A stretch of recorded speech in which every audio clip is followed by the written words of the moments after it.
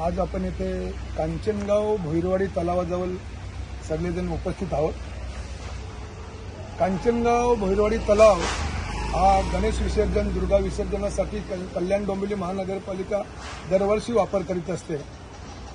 त्या निमित्ताने आपले नगरसेवक साई शेलार यांनी प्रभाग अधिकारी आणि आरोग्य विभाग यांना वारंवार पत्र देऊन सुद्धा सदर विभागाने सदर तलाव साफ केलेला नाही।